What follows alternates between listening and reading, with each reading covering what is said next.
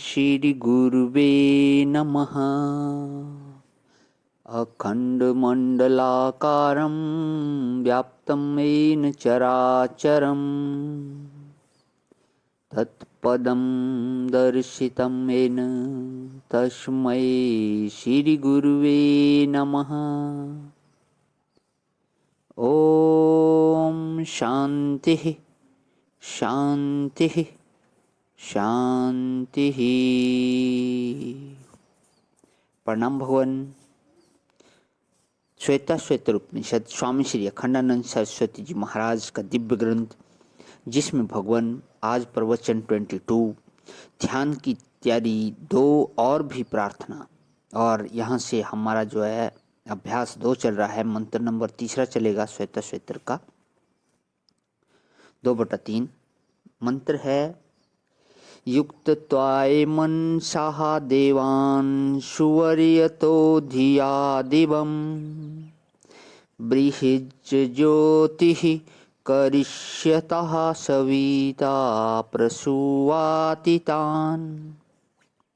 अर्थ दिया हुआ है, वह सविता परमात्मा मन सहित इंद्रियों को तथा ब्रह्म ज्योति का प्रकाशन करने वाली बुद्धि को सामर्थ्य प्रदान करें, जिससे ब्रह्म तत्व का साक्षात्कार हो सके। पहले मंत्र में ध्यान की पद्धति यह बताई गई कि तत्व ज्ञान की प्राप्ति के लिए अपनी ज्ञानेंद्रियों की संपूर्ण वृत्तियों को, कर्मेंद्रियों की संपूर्ण वृत्तियों को अपने अपने गोलक में स्थिर कर दो। आंख बाहर जाकर रूप ग्रहण न करे और नाक बाहर जाकर सूंघे नहीं। वैसे बहुत सारी इंद्रियां तो अपने गोलक में रहकर ही विषयों को ग्रहण करती हैं। वह सर्वसम्मत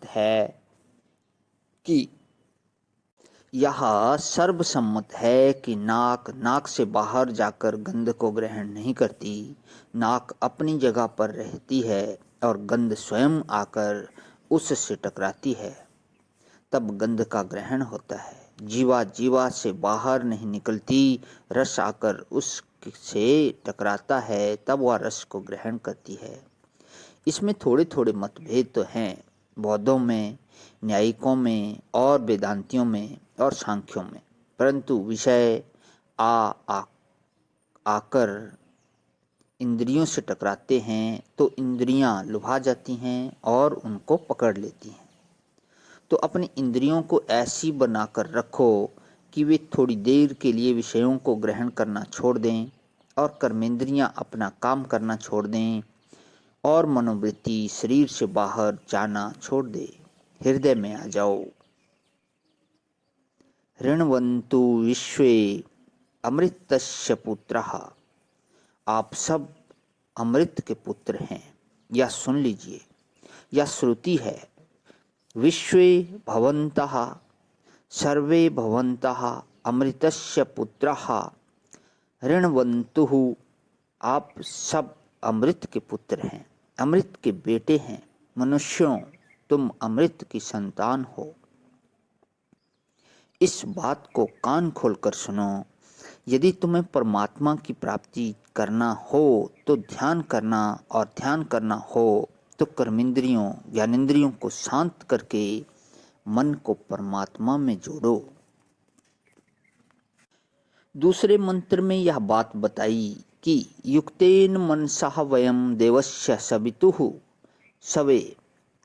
दृढ़ संकल्प करो कि हम यथाशक्ति अपने मन को हम परमात्मा में लगाने का प्रयत्न करते हैं।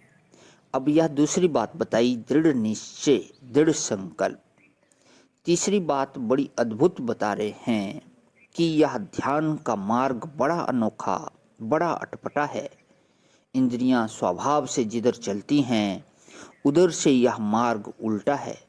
इंद्रियां जाती हैं विषयों में और यह इंद्रियों के पीछे बैठा टुकुर टुकुर इनको देख रहा है। हमारे मोकनपुर के बाबा कहते थे कि मांस से घास और घास से मांस। आप लोग समझ गए। यह हम लोगों का शरीर जो है यह मांस रूप है। यह काहे से बनता है कि घास से बनता है। गेहूँ, जौ, चावल, चना ये सब घास हैं। और यह मांस जो है इसका बाद में क्या होता है कि यह घास हो जाता है। बाद में मिट्टी में जब मिलेगा तो इससे घास ही तो उगेगी। तो घास से मांस और मांस से घास, और दोनों कहाँ हैं? बोले गंगा जी की गोद में हैं। जो संबित है, अव्याकृत प्रकृति है, महामाया है, उसकी गोद में, गंगा जी की गोद में ये दोनों डूबते उतराते हैं। और वह जो भांगड़ है, भांगड़ माने परमात्मा, वह देखता रहता है। एक बांगड़ प्रांत भी है अपने भारतवर्ष में।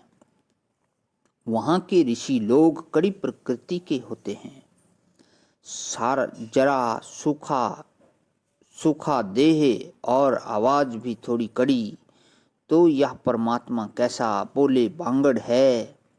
तो चाहे घास से मांस बनो, चाहे मांस से घास बनो, चाहे दोनों को लेकर गंगा जी बहें, चाहे स्थिर हो जाएं, यह बांगड़ बस टुकुर टुकुर देखता ही रहता है।